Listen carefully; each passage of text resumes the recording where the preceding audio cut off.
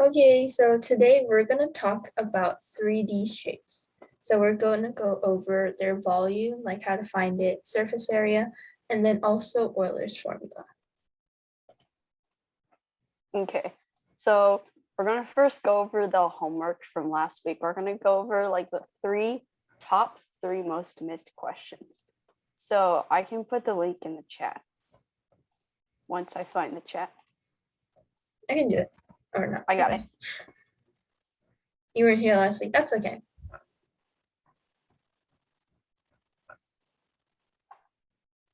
Oh, so I guess I can go over this first one. Okay. The first one was question 8. I need access, like for the Jamboard. Oh, oops. Oh yeah, okay. Okay, I changed it now. So you guys can refresh and hopefully it'll work. Okay. Wait, where are the answer options?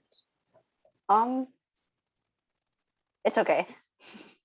We can just give the correct answer. Okay, yeah.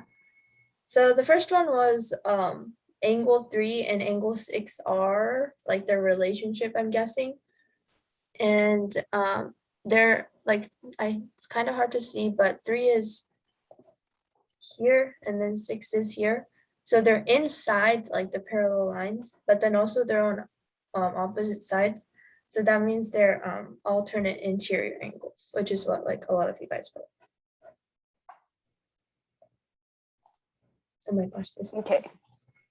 I'll make it bigger. okay. Okay. So this is find the value of x if the measure of angle 1 is 11x minus 9 degrees and the measure of angle 5 is 7x plus 9 degrees. So to solve this question, we first have to find the relationship between angle 1 and angle 5. So what type of angles are angle 1 and 5? You guys can unmute or just like say something in the chat. Are they corresponding angles? Yep, they are. They're corresponding angles because they're located on the same side of the parallel lines. So they're located on the left side of the the transversal. They're located on the left side on the transversal, but they're both also located sort of in this like, I guess you could say like upper right corner of these four like angles, in the upper right corner of these four angles. So they would be corresponding angles. And the relationship between corresponding angles is that they're equal to each other. So that means the measure of angle 1 should equal the measure of angle 5. So that means we can set up an equation. So the measure at angle 1 is 11x minus 9. And that should be equal to 7x plus 9. So now we just solve this equation. So we can subtract 7x from both sides and add 9 to both sides. So we get 4x equals 18. So the answer would be x equals 18 over 4, which simplifies to 9 over 2, or 4.5.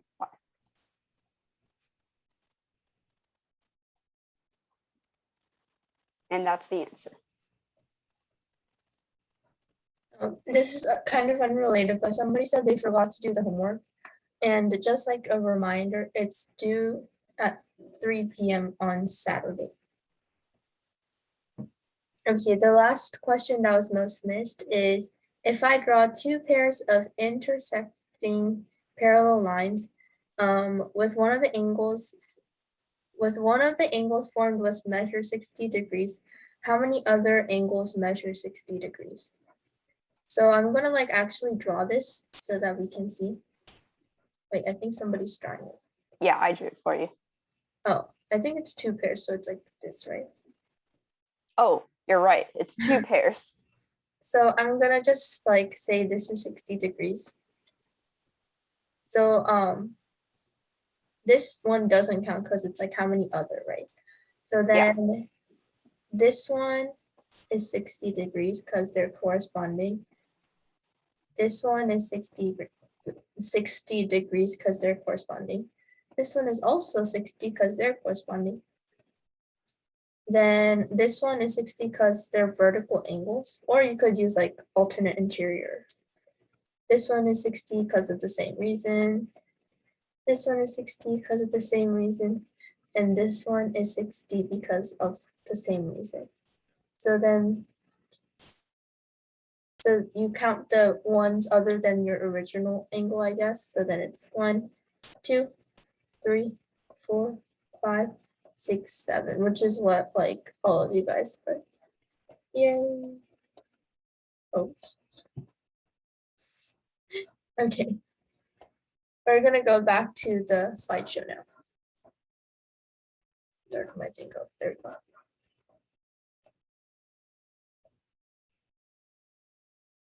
I think you're muted. Sorry. Yeah, we're gonna start off with some questions that hopefully shouldn't require like too much like prior knowledge of 3D shapes and stuff. So this first question is a math counts question, and it says a soccer ball is made from 32 polygons, which by the way, polygons are just flat shapes that have straight sides. A soccer ball is made from 32 polygons with equal side lengths. So 12 of these polygons are pentagons, and the rest are hexagons. And so a seam in the soccer ball is seen wherever like the two edges of a polygon meet. So what's the number of seams in this soccer ball? So you guys can think about it. If you have any ideas of how to solve it, you can definitely unmute or put in the chat. And oh wow, that's interesting. And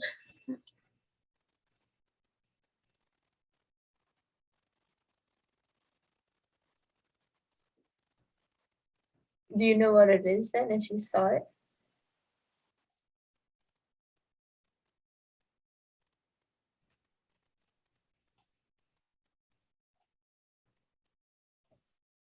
Is it 240 because there's total of 180 sides and hexagons and wait, no, but two sides meet. yeah, two sides meet. So would you have to divide it then by 32, maybe? Think about how many total sides there are, and think about like on a soccer ball, there's always two shapes touching sides, right? So that means there's going to be two sides on a seam. So how many sides are there in total? And how does that relate to the actual number of seams? Is it 120? No, it's not 120. Okay. Should I show the answer? Or? Sure, you can show the answer. We can explain. Okay, so the answer would be 90 seams. So Anna, you're on the right track when you were talking about what you were thinking. So there's 32 polygons, right? And so 12 of them are pentagons, which means that the number, well, 12 of them are pentagons. And since 12 of them are pentagons, that means 20 of them have to be hexagons, right? So how many total sides would there be? Oh, I was doing the right steps. I just did my math wrong. I did 20 times 6 as 180 because I thought it was 30 times 6.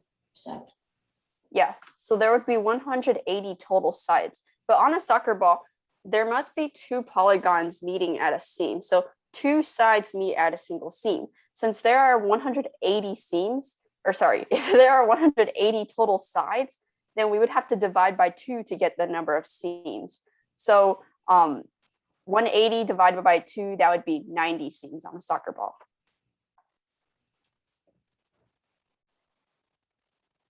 Could you draw it out? So I can't really draw an actual soccer ball, but I'll try to draw like what one part of it would look like. So there's like hexagons and pentagons. I don't really know how they're like arranged, I guess, but just assuming, let's say like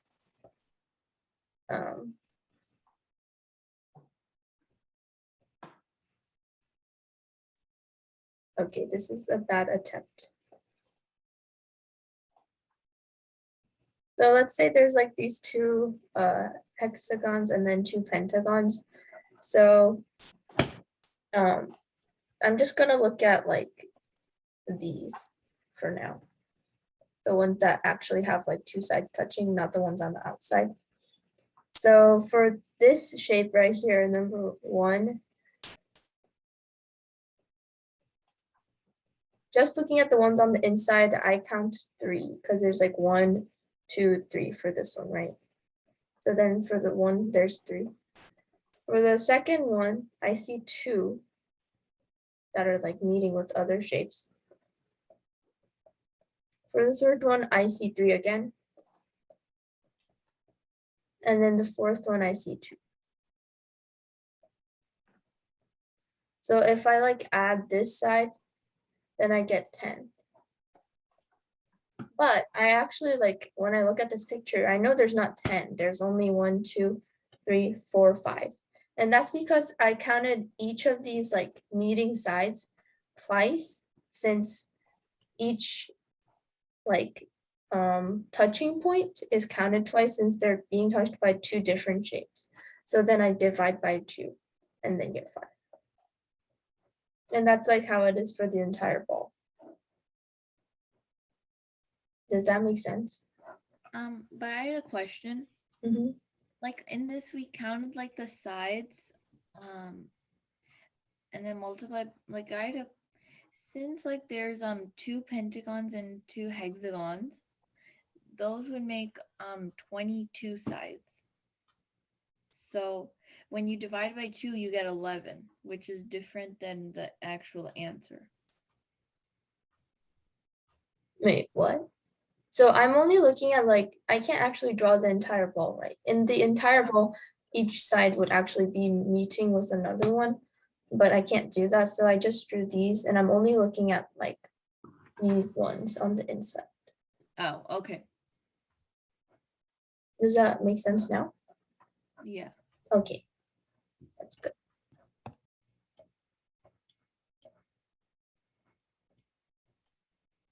Okay, so the next question is, each corner of a cube is sliced off, leaving a triangular face at each corner and octagonal faces for each face of the original cube. How many edges will the new polyhedra have? So just like a hint, an octagon has 8 sides.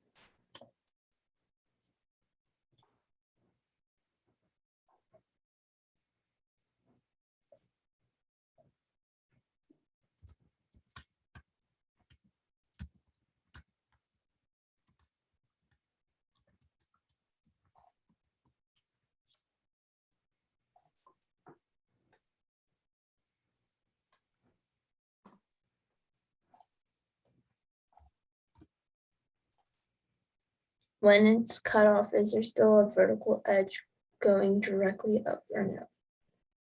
Yeah, there would still be sort of a remaining edge. So here's a cube and you cut it off. So there would still be this like horizontal vertical yeah, yeah. sides. It's just the corner itself becomes a triangle.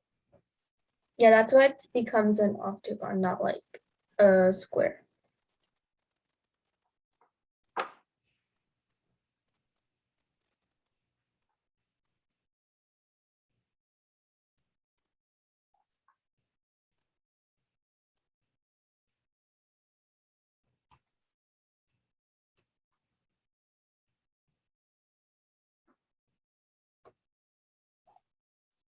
I think I see one right answer.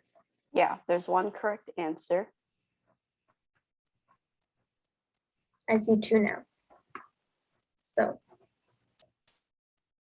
the answer is 36. So I'm gonna like try to draw this.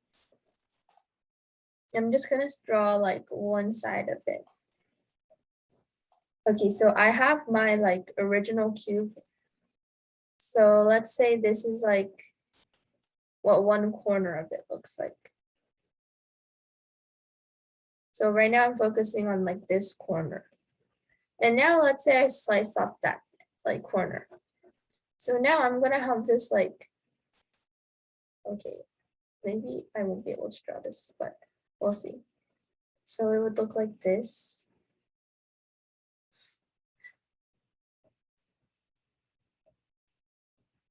Okay, this is like really bad, but it would look like this since now it's like a triangle in the corner instead of an actual corner. And then this would happen to all of the corners, making it look like this. So now I realize that each of the corners are cut off. So when you look at each of these triangles, there's 3 sides to a triangle, right? So there's 8 corners in a cube since there's like 1, 2, 3, 4, 5, 6, 7, 8, the one in the back here. So then that means I have 3 times 8 edges for like the corners. But that's not the only like edges I have. I also have like these edges that I didn't count from the triangle. So I can count like them just separately, just thinking about it. And there's 1, 2, 3, 4, 5, 6, 7, 8, 9, 10, 11, 12. So this might be hard to visualize, but there's basically like 4 on this side, 4 on this side, and then like 2, 2. So there's like 12 more edges.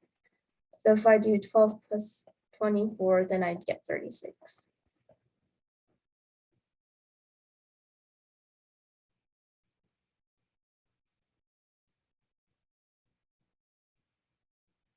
Yeah, basically what Amy typed. Okay. Questions so far? My drawing may have been very confusing because it looks really bad. That's okay. Okay, I think we can move on now. Okay. Okay, so we're now going to go into Euler's formula. So basically Euler's formula relates the number of vertices, edges, and faces in a polyhedron. So vertices are just places where 2 or more edges meet in sort of like a point. Edges are, straight lines, and faces are like flat planes. They're like the faces of a polyhedron. So Euler's formula says that the number of vertices minus the number of edges plus the number of faces equals 2. I don't know the proof for this, but it's important. And if you have trouble memorizing it, I personally remembered like VEF. Like I tried to like say it out loud. It's VEF equals 2, but the minus is like behind the E. So V minus E plus F equals 2. And this is really handy because this means that if we know the number of edges, if we know like say the number of edges and vertices, we can find the number of faces. Or maybe if we know the number of edges and faces, we can find the number of vertices.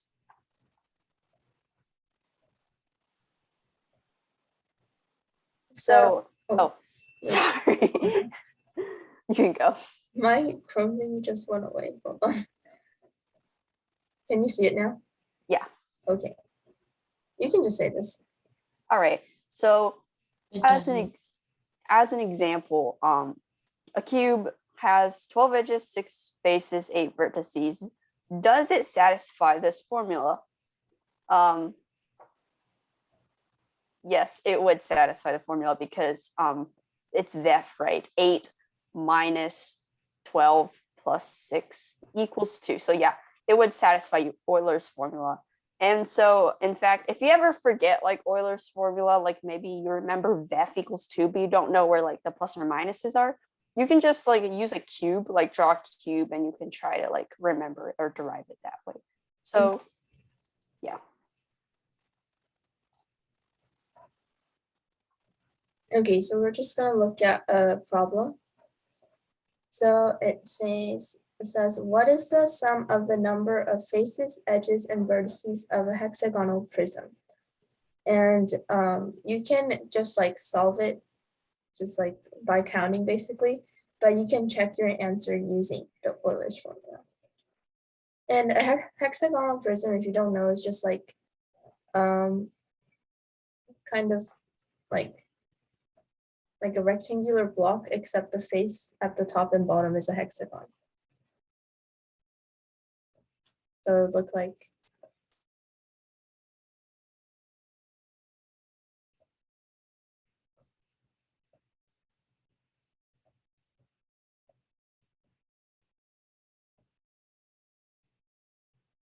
that.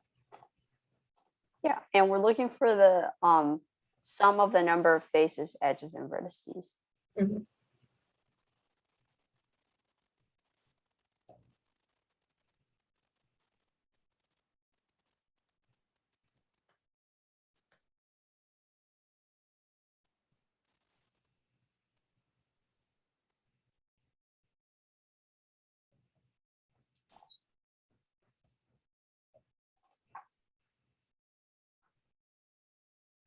I think I see right answers.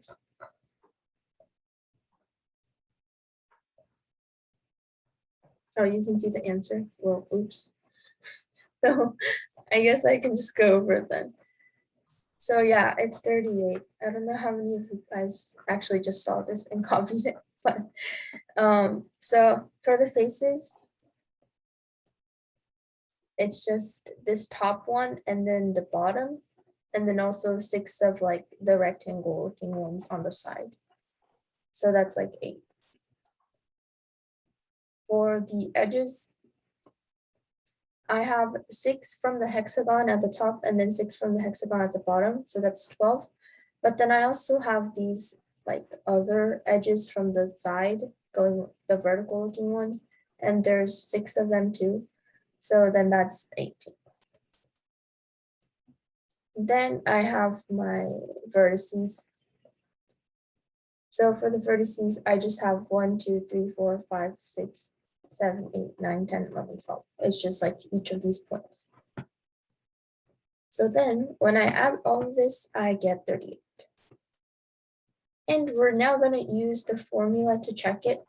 So our formula was VEF, and it had the minus first and then the plus, equals 2. So I'm just going to plug it in.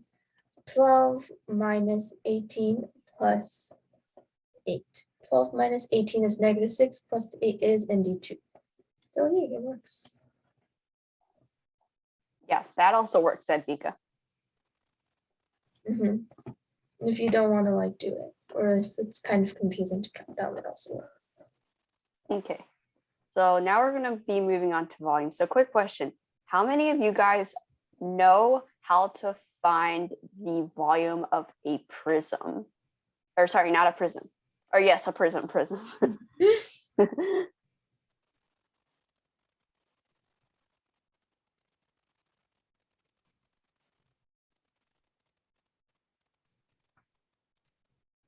Okay, it looks like a good number of you do. Yeah, it would be length times width times height for rectangular prisms. But what about like weird prisms? Like say you have a triangular prism, like, or I don't know, hexagonal prism, pentagonal prism. What do you do for those? You'd find the base and then you multiply it by how tall it is, so the height. Yeah, exactly.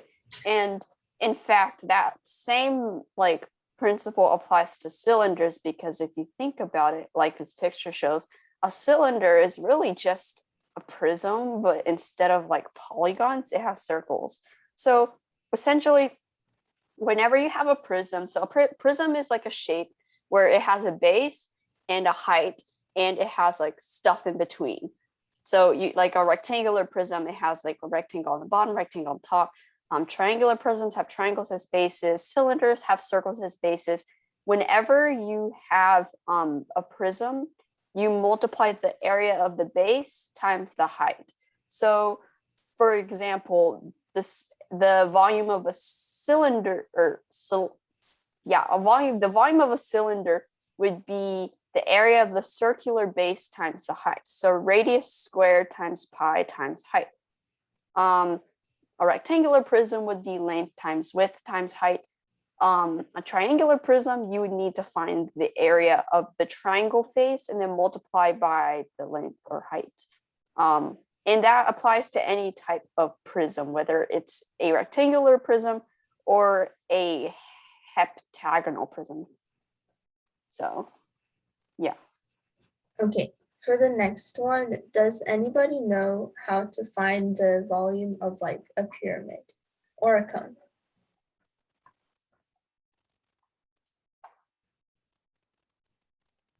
Can I say them? Sure. So for pyramid, I think it's length times width times height divided by 3. And then for a cone, I think it's pi r squared times height divided by 3. Yeah, so that's actually right. For the pyramid, you said like for a rectangular pyramid, but yeah, basically it's for in general, it would just be the base times height times 1/3.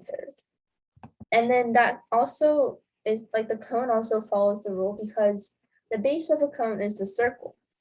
And this part of the this part of the equation is just like the area of a circle, right? So then it also follows this rule of 1/3 base times height.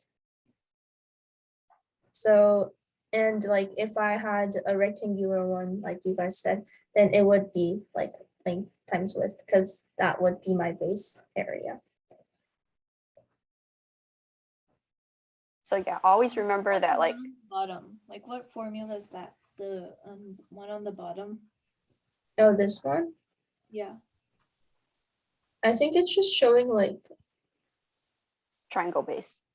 oh yeah, a triangle base. Because if you have a triangle base, you have to divide, you would like for rectangular base, you would do like length times width as the base. But for a triangle, you need to divide that by 2. So it'll be 1/2 length times width. If you combine the 1/2 of from the base with the 1/3, then it becomes 1/6. So that's why there's a 1/6 there.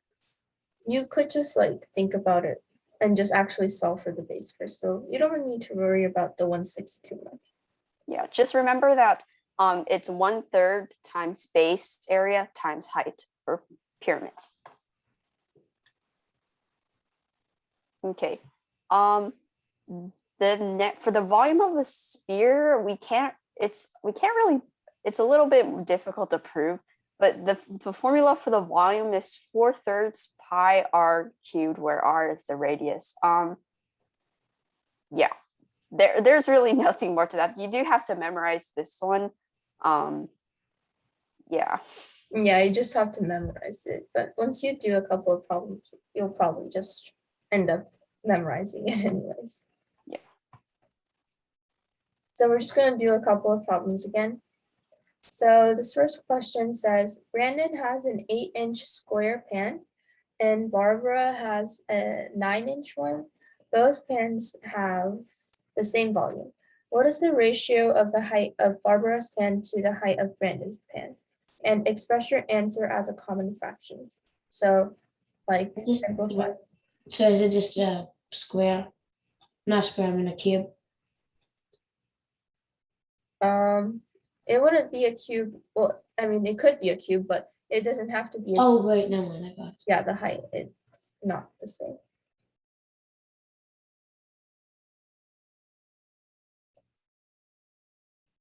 And if you don't know like what it means, the 8-inch square pan, like the side length of the square is 8 inches.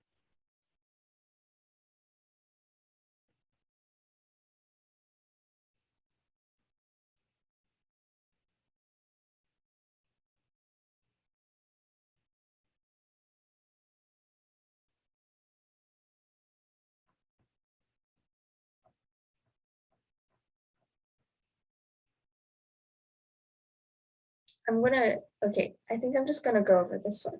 So this one might actually like trick you pretty easily. So basically, I'm first gonna, like, we know that the volumes are the same, right? Since the volume is the same, I'm gonna write it as an equation. So for a rectangular prism, this is basically, you do length times width times height, right? So the length and the width are both 8 for this first one and then 9 for the second one.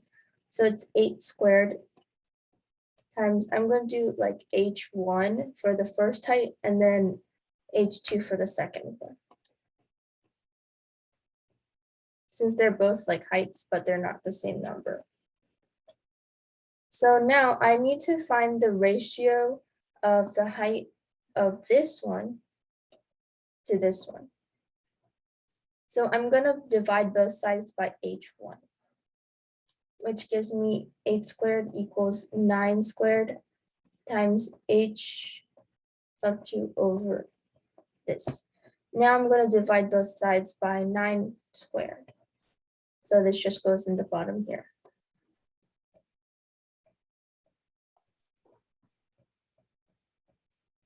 So my ratio is actually 64 to 81 instead of 8 to 9, because it's actually like the volume.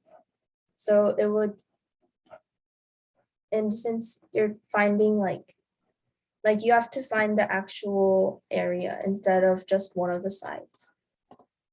If they were asking about like the ratio of the dimensions, then it would, if they were asking for like the ratio of the side length of the square, it would be 8 to 9. But since the heights are sort of like, you could say they depend on like the area of the base. So since it's area, it would be like 8 squared and 9 squared. So yeah, it would be 64 over 81 instead of 8 to 9. So be careful about those things because they can sort of trip you up sometimes. And if it's hard to like actually understand why it's 64 over 81, like, well, you don't necessarily need to completely like be able to comprehend that. If you would actually just write your equation of volume and then set them equal to each other and use algebra, then you would get to the right answer.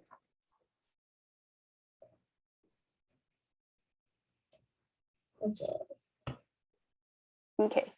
A rectangular prism has a volume of 240 cubic inches, and each dimension is like increased by a factor of 1.5. So what's the number of cubic inches in the volume of the enlarged prism? And when it says like increased by a factor of 1.5, it means that it becomes 1.5 times greater.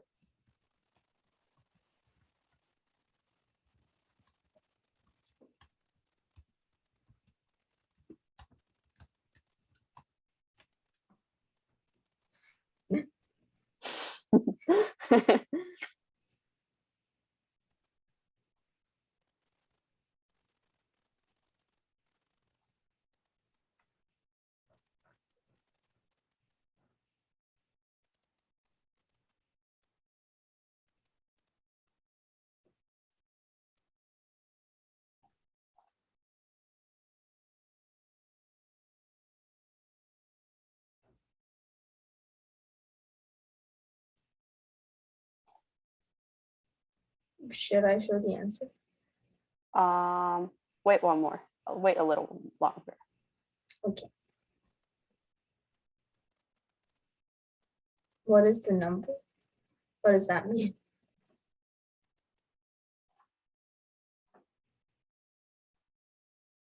How much an increase? No, we're asking for the volume of the like bigger prism. Yeah.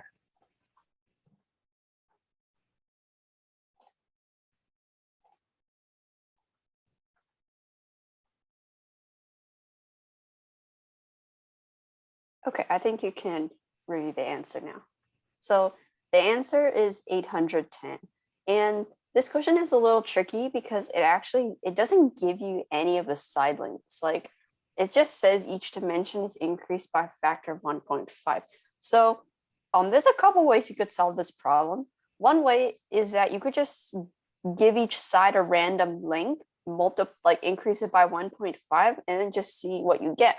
That would give you the right answer because it doesn't matter what side lengths you choose. Each one is being increased by that same factor. So the answer you get at the end is going to be the same either way.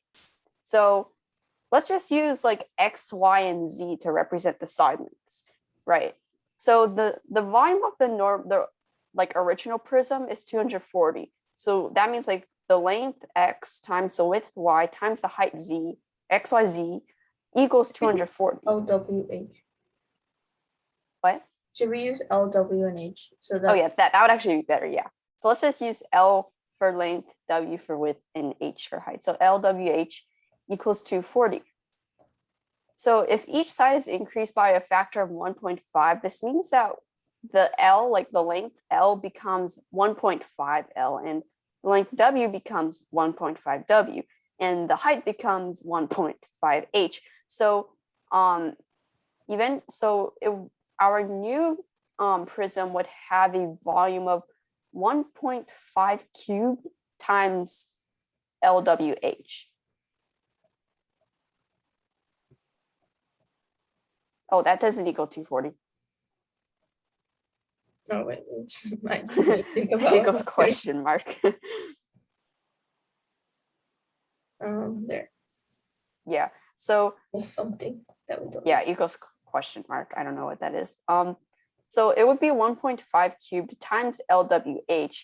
And since LWH is just the previous volume, then this will just be 1.5 cubed times 240.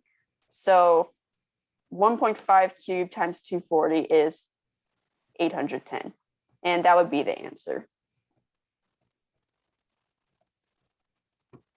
there we go.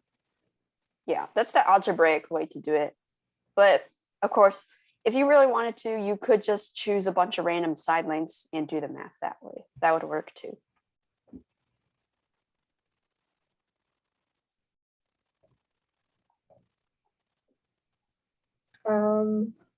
Should we do all these problems or try to go to surface area? We can move to surface area now. If we can come back if we want to later. Because we're kind of running short on time. Yeah. Okay, so we're gonna go on to surface area now. So surface area is just like the sum of all the visible area on the outside of the 3D object.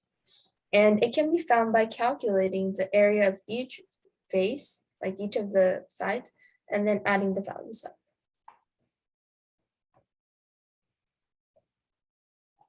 So for the surface area of, so this says find the surface area of a rectangular prism with side lengths 9, 10, and 15.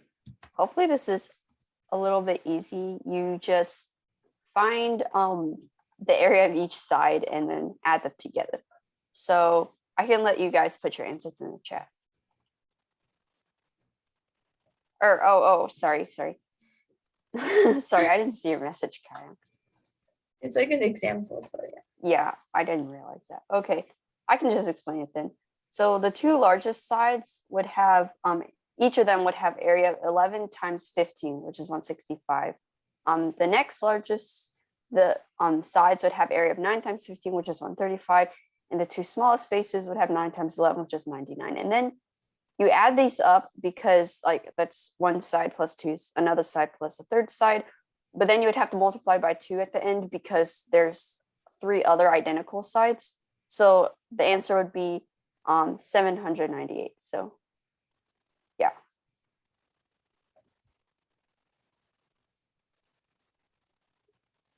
Okay, so although we could just like write out a formula for the area of a rectangular prism, it makes sense like to know how to do it instead of memorizing this formula, because if you can actually like visualize it and just find the area of each side and add it, it's a little more simple. So we're gonna be learning the formula, but also how to find it so that you're gonna understand like what you're doing and then why you're doing it. Because if you just memorize, then you might not be able to do problems that put a little twist to it or like need you to actually understand why you're doing it. The only exception to this is the sphere, or the surface area of the sphere, because it's a little bit difficult to show how you got here. So just remember that the surface area of the sphere is always 4 pi r squared, where r is the radius. But for all other like surface area formulas, it's more important that you understand how they work. because a lot of times in questions they build it on how you work on it, on how it works. But for sphere, they won't make questions based on how it works. So it's okay for you to just memorize 4 pi r squared. Pi equals 3.141592655, and then it keeps going, but you don't need to memorize that many digits. Usually 3.14 is good. Yeah. Math cons will oftentimes just tell you to like express your answer in terms of pi, so you won't need to like actually use a value for pi most of the time. Okay, so first we're gonna look at the cylinder. So first we're flattening out the cylinder. So this shape might look very weird, but basically the green circles are the circles at the top and the bottom of the cylinder. And this blue rectangle is kind of the thing that like wraps around the circle, and it's the side part. It looks like this, and yeah, it's like flattened like that. Wait, did I skip something? Oh no, okay, never mind. So for the area of the rectangle, you just do length times width, right? And the length of the rectangle is the circumference of the circle. So that's because, like, I'm just gonna draw out the cylinder.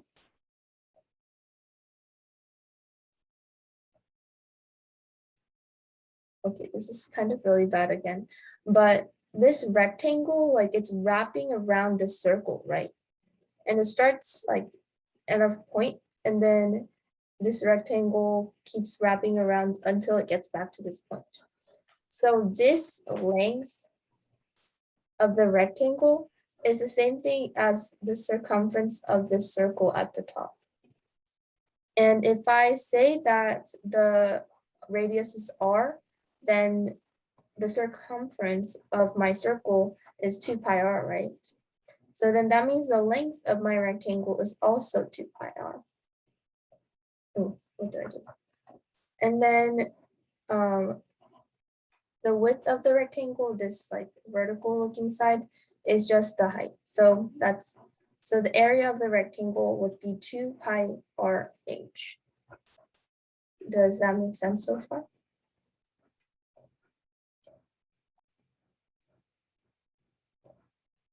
Okay, I'm going to assume it does. Okay, yes, thank you. So now we're going to go to the circles, and the circles, their area, you just like find it, right? So the area for, the formula for the area of a circle is pi r squared, and there's 2 circles, so I do 2 times pi r squared. And if I just add my circle areas and then my rectangle area, which would be 2 pi r squared plus 2 pi r h, I can get my formula, which is what I just said in bold down. Any questions about this one? I think this one's pretty simple to visualize, so that's good.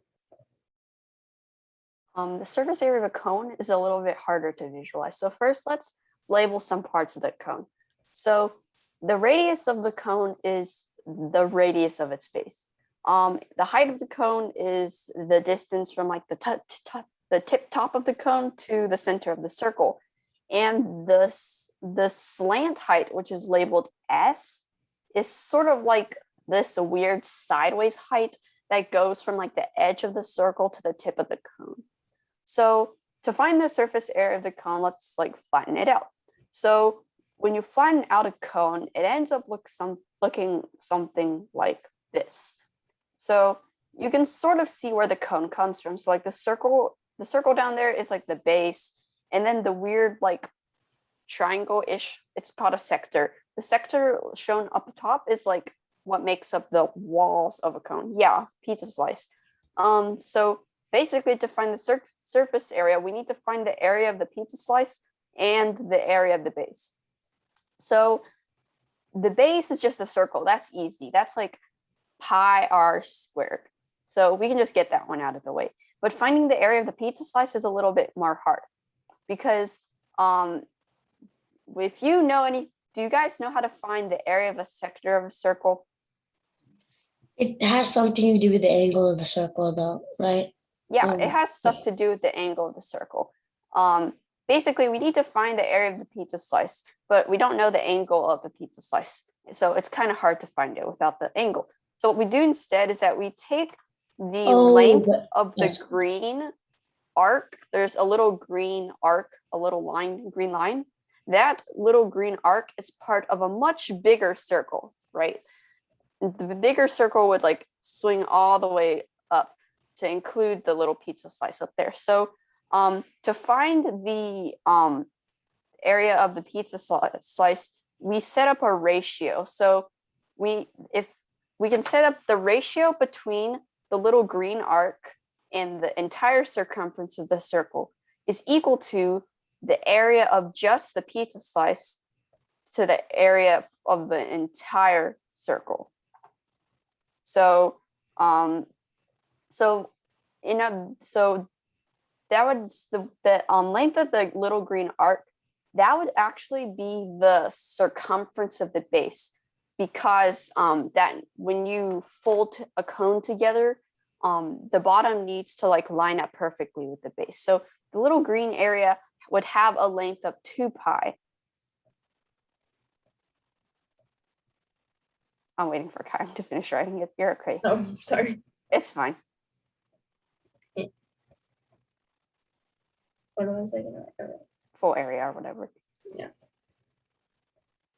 So the little green arc would have a length of 2 pi because it's the same length as the circumference of the little circle, or a circumference of the base.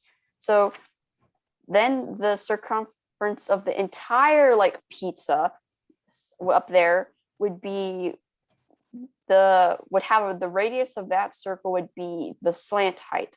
So that'd be 2. So the circumference of that would be 2 times s pi, because that's the circumference of a circle. So for the left side of the equation, we could write 2 pi over 2 pi s.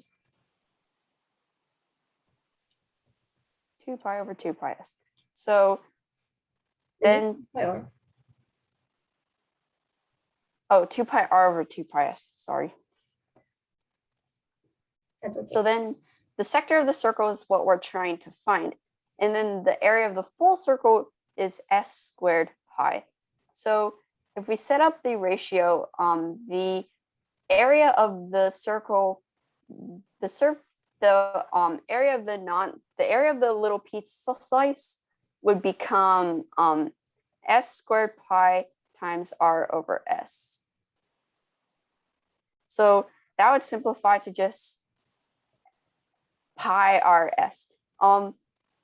And that would be the area of the sector. So it's okay if you got a little lost there. It's a little bit hard to explain.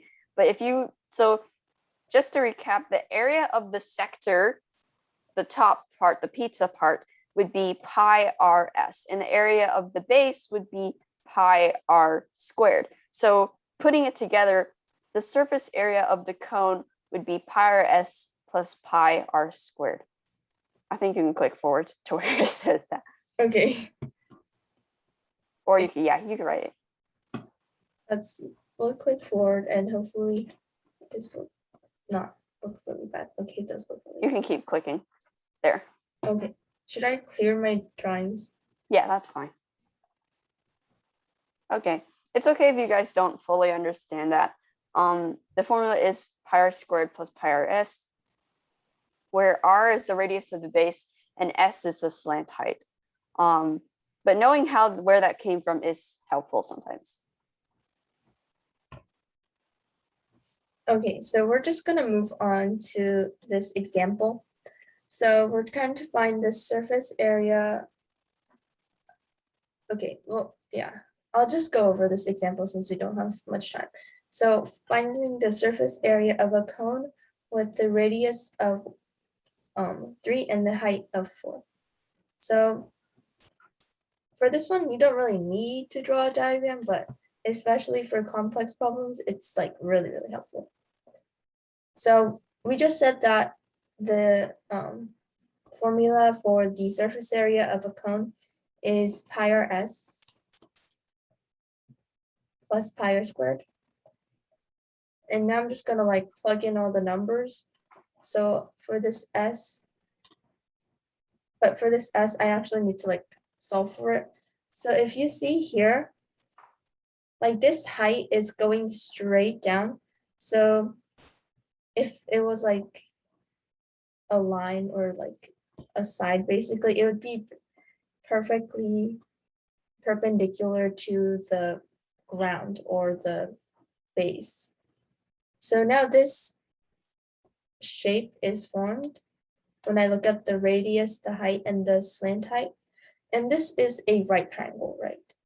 So I can now use the Pythagorean theorem to find what this s is. So the height is 4 and the radius is 3. Well, lucky for us, this is just a Pythagorean triple, so I already know that this is 5. But if it was in pretty numbers, I can still just use the Pythagorean theorem to solve for s. So now I actually know all of my numbers. So then I can just put this in here.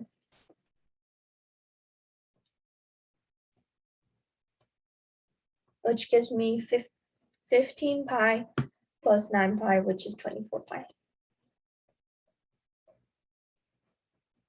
Unit squared, whatever the units are.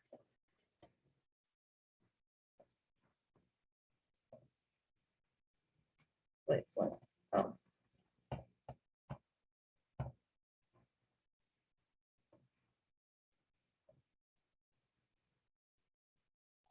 Sorry, I was muted. oh. The last surface area thing we're going to go over is the rectangular pyramid. How many of you guys know how to find the surface area of a rectangular pyramid? I mean, it's just finding this surface area of a triangle, multiplying it by 4, and then adding the base, Yeah, the length and width. yeah, that's essentially it. But that you would only multiply by 4 if it were a square pyramid. Or for a rectangular pyramid, you would multiply like each of one of those by 2. So, Yeah. well, we can go through it a little quickly, I guess. So, let's say we want to find the surface area of a rectangular pyramid. It has like a length of 15, width of 6, height of 4. For this, it would be a good idea to draw a diagram if you didn't have one, because it's a little bit difficult to visualize.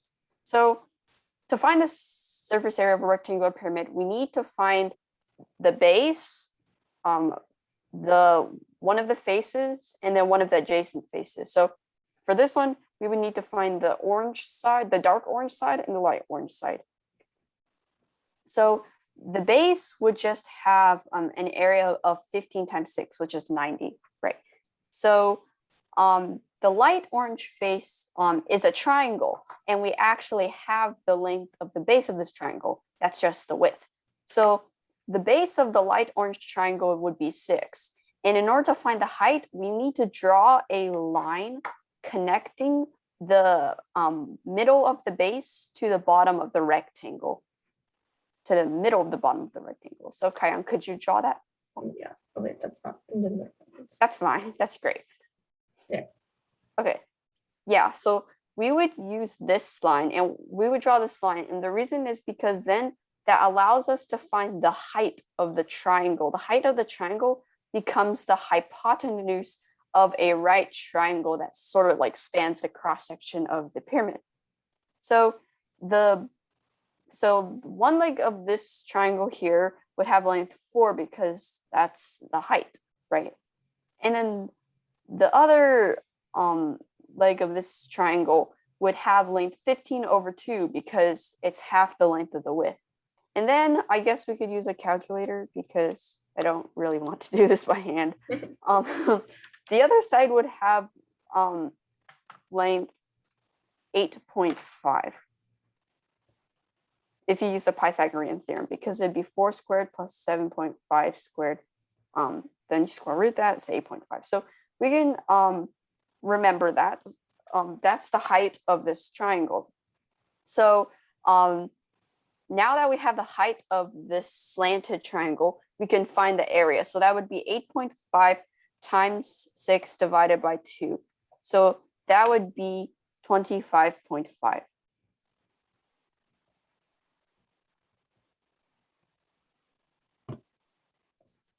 Okay. We do the same thing for the other side. I think I can just, I'm not gonna walk through the whole thing because we are running short on time. But again, we do the similar process.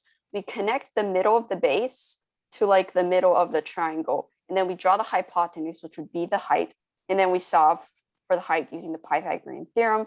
And then we solve for the area of that triangle. So altogether, if you solve for that dark orange side, the light orange side, and the base, you have to multiply the dark orange side and the light orange side by 2 because there's another one across from that. But when you add them up together, the answer is 216.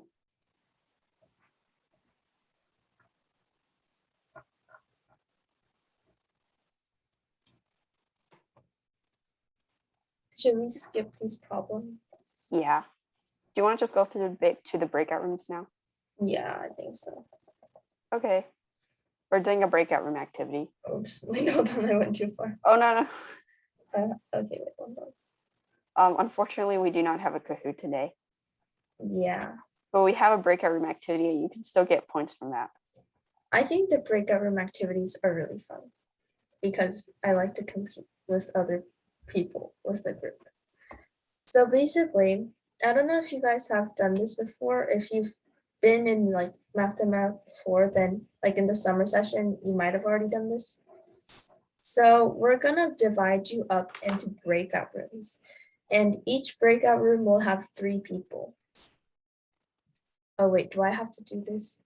Yeah, it's easy. You just click breakout rooms and assign how many people per room. Okay, can you like talk about this while I do that then? Sure.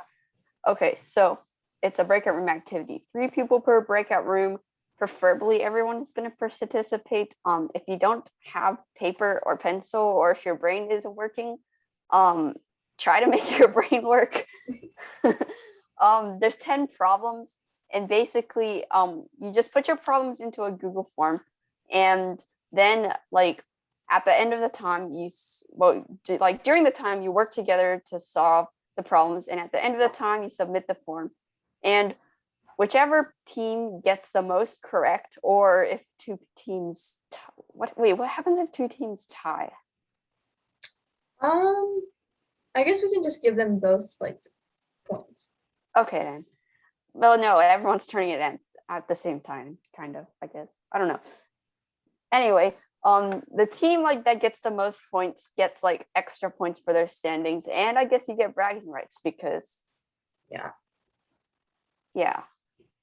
Okay, I'm sorry to interrupt, but I don't know how to do this. I'm lost. I can't go back to my Okay. meeting.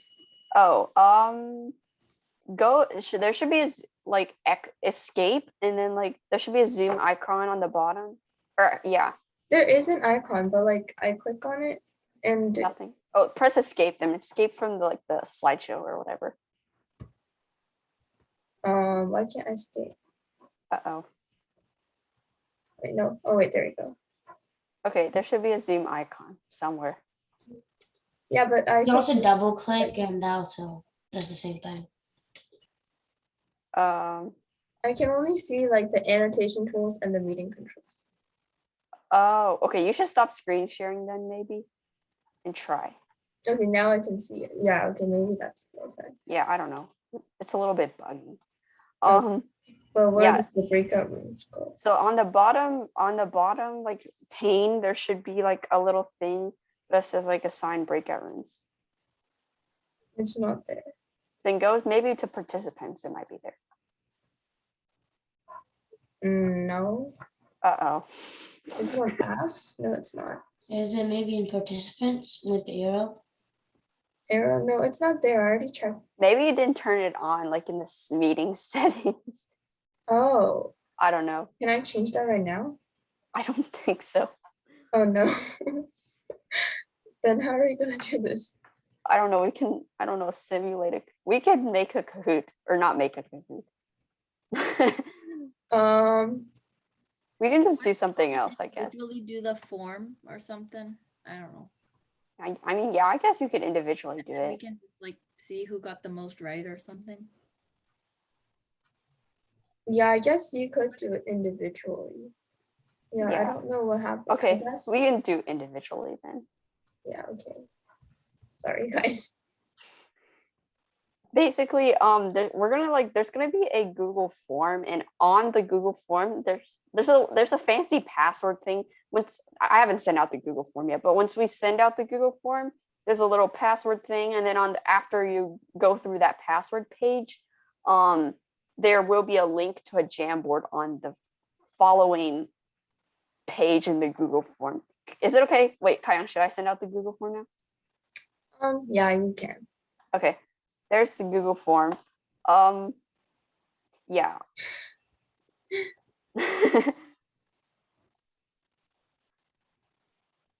Since they technically have to put in their password anyways, they can have it.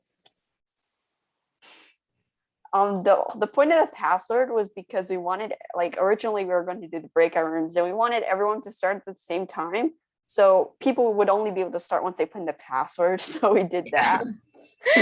But now we're not doing a breakout room. Wait, which group number are we?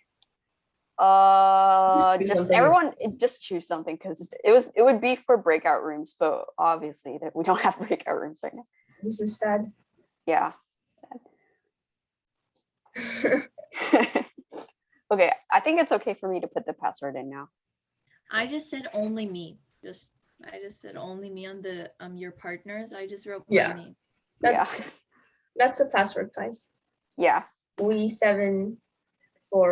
I feel like, 9. is that supposed to stand for something, or did it try to just make up like a random string of letters? I'm that gonna we guess it's Is it random. F9? Hmm? Is the password we7F9? Yeah. Yeah. Group Group numbers, number just choose something random. It doesn't matter. Just as long as we know who you are, like your name, it's okay. And then you guys can get started. There should be a Jamboard on the. Yeah, it looks like this. Some of you guys are already on here. So don't write your answer on the Jamboard because technically you're still competing. You just have to answer it on the Google form. And I guess we'll just give you 15 minutes again. Yeah. How many points should we give people? We'll see depending on how many people win, but I'm gonna say 3 for now. Okay.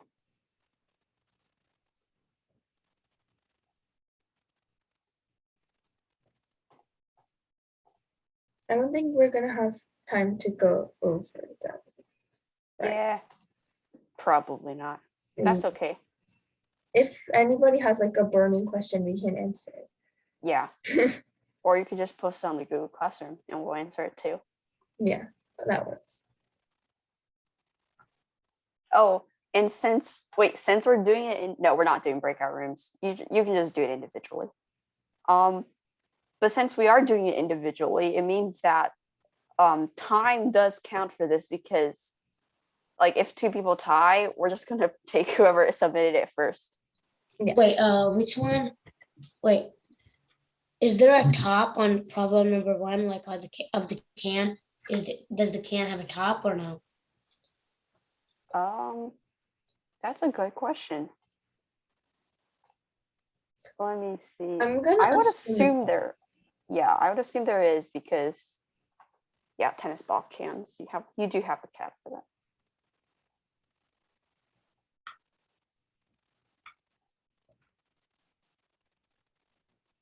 If you're stuck, you can just skip it.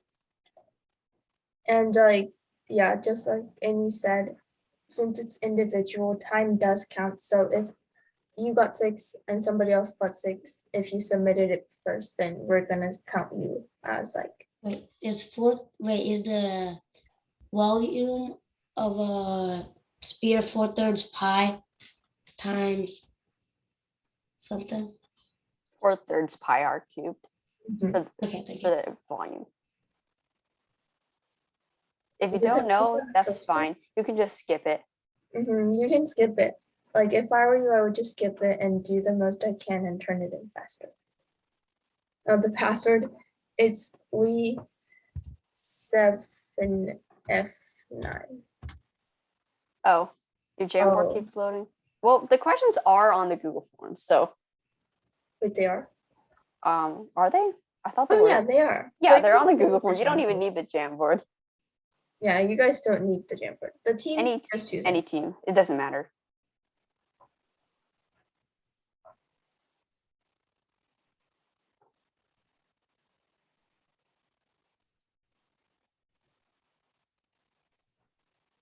I'm gonna like stop sharing my screen because I might be looking at your responses and I don't want to show everybody that.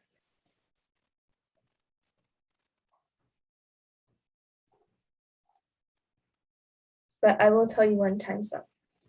Or when you have like 5 minutes and then 1 minute.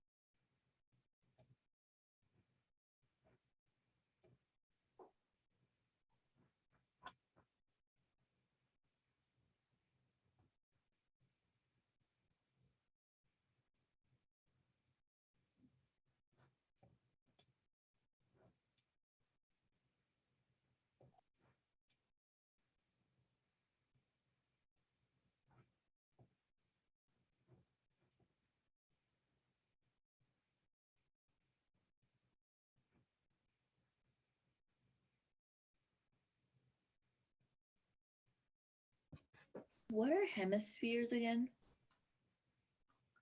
Half of a sphere. Okay.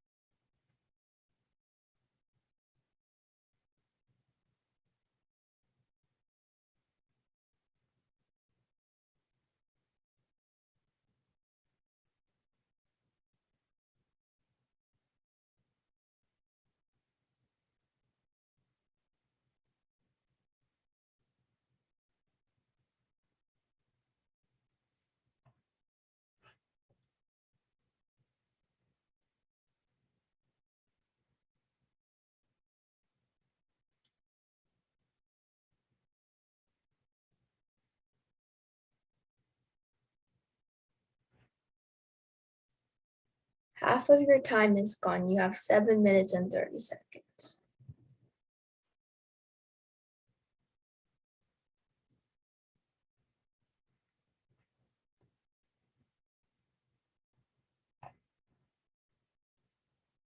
Oh, somebody said they're having internet problems. Yes, you can leave and rejoin.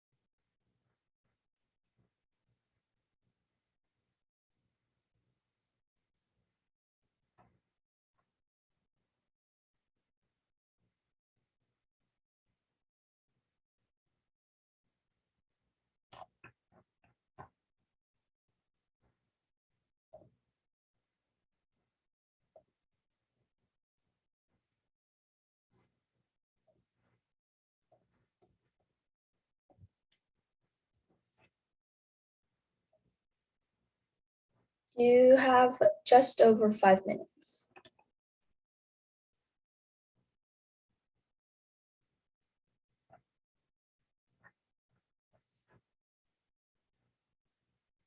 Now you have exactly 5 minutes. I'll warn you guys again at like 2 minutes and then 30 seconds.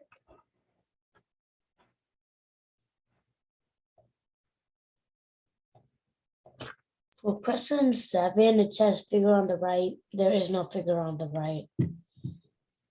For question 7. It Yeah. may be on the Jamboard. Are you looking at the Google form? Oh yeah, Yeah. it's on the Jamboard. It's Okay. just what?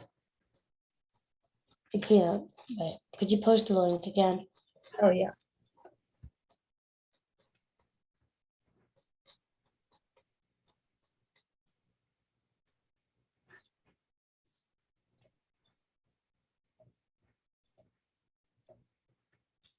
It's okay if you can't finish. I don't think we really expect you to finish.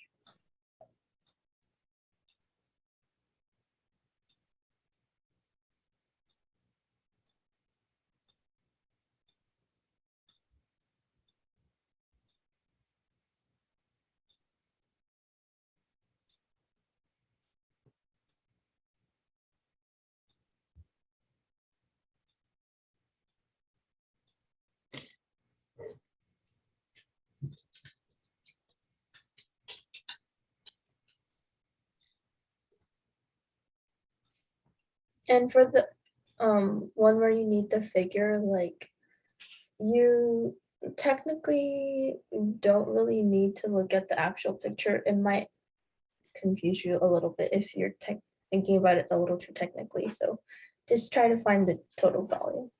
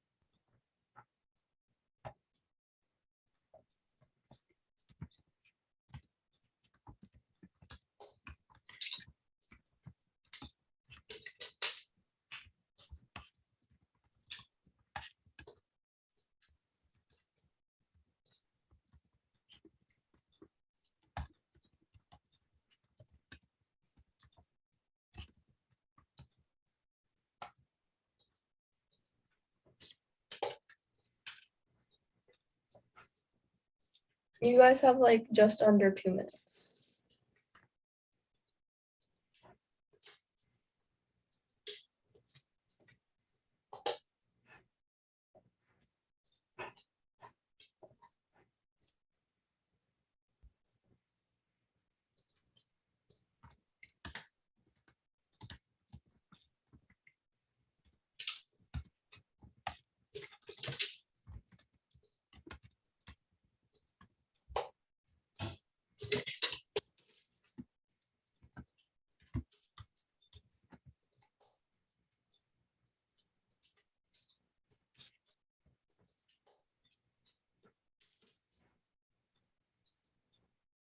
One minute. And it's completely fine if you couldn't finish.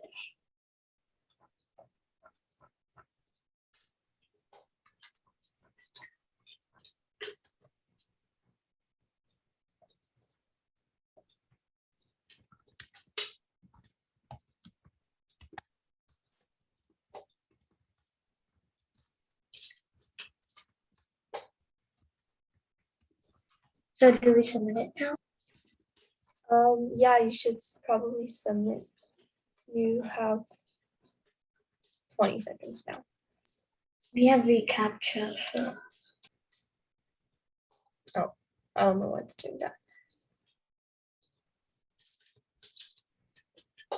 So please go ahead and submit now. If you aren't finished, that's okay.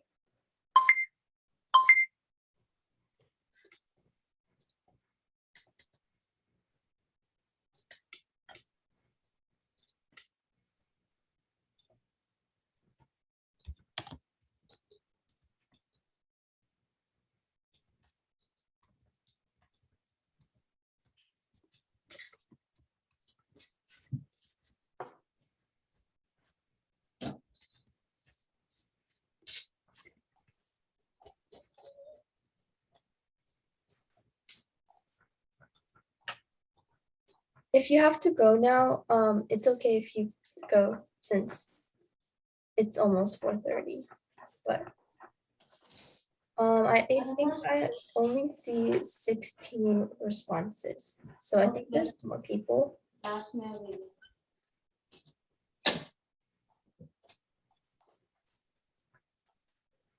Okay. You give Bye, the result. everyone. We'll post the winners, I guess, the winners on the Google Classroom Yeah, we can do that. Oh, when will you do it? soon, hopefully. Bye. Bye. Okay, bye. Bye. Thank you for coming, guys. Remember to do your homework on Saturday or before Saturday.